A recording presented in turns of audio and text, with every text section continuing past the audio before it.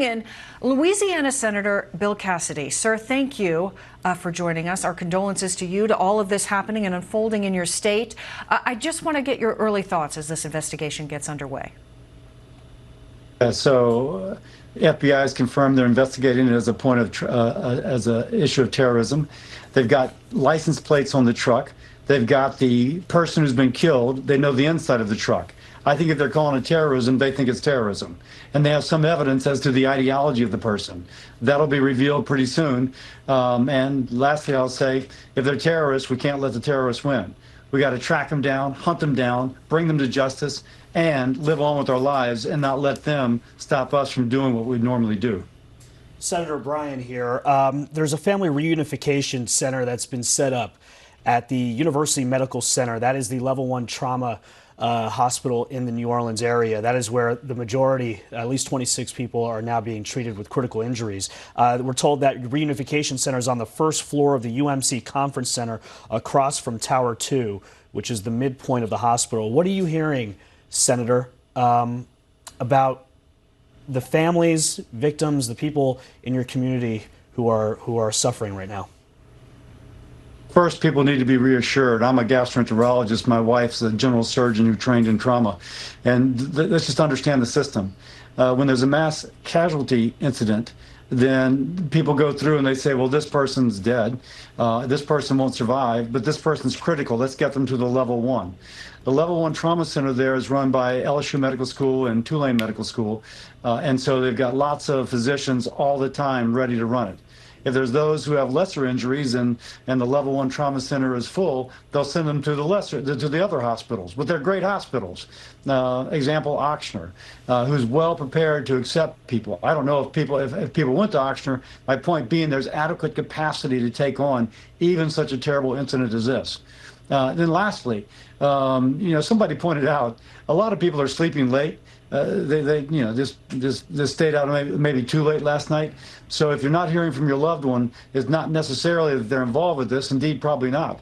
It's more likely that they're just sleeping in after staying out late. But still, I can understand everyone's concerned. Yeah, a lot of people waking up to heartbreak today, and as you mentioned, may not even know that this has occurred yet at this point in the morning as this begins to unfold.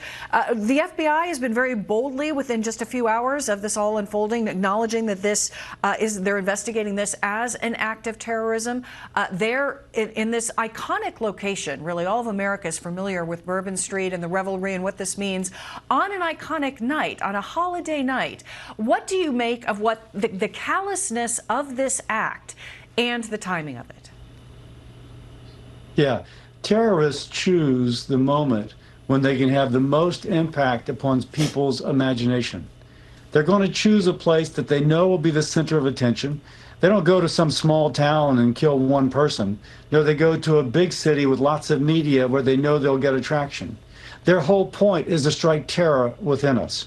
That's why, frankly, circumstantially, it looks like it's a terror act, as well as things I'm sure they're finding on the truck and on the person.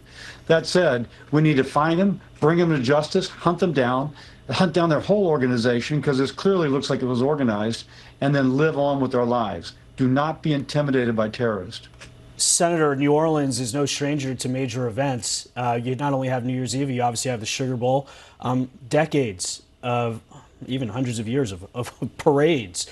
Do you consider this a failure? What do you know? What are you hearing about how somebody was able to go around a barricade in the French Quarter?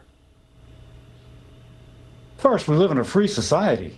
Unless you want to have a checkpoint every block, it's very difficult to keep such things from happening. And a checkpoint in which your truck is, or your vehicle, or your person is checked. And in our free society, we typically don't like that. We want to get from here to there very rapidly. So that's just kind of inherent in our society. Now, that said, I can promise you in advance of the game tonight or the Super Bowl a month from now, there's going to be a lot of limitations of what people can do. Let me say one more thing just to reassure people, because I've been asked, what about the Superdome itself and the game tonight? That stadium's been locked down. Before this event happened, they would go through with dogs and other things to sniff any explosives or anything else, and it's locked down. Like, no one can get in it. They do that before every Saints game, before every big event like a Taylor Swift concert, which they recently had, and they did it before this game. When you go into the stadium, standard operating procedure, you go through a magnometer to make sure that no one's bringing in things they shouldn't bring in. So the game tonight will be safe. But I can promise you, whatever our desire for freedom in our society, there'll be more checkpoints from here out. So you think the game should happen tonight? Yes, the terrorists win if we don't live our lives. We must live our lives. Otherwise, one more time, they win and they can't win. We've got to track them down. We've got to hunt them down. We've got to find out their supporting network, and we've got to bring them to justice. We can do that. We've done it before. And then we don't let them intimidate us. Louisiana Senator Bill Cassidy, thank you for joining us. Some hard days ahead, and our thoughts are with you. Thank you. Brian? New update.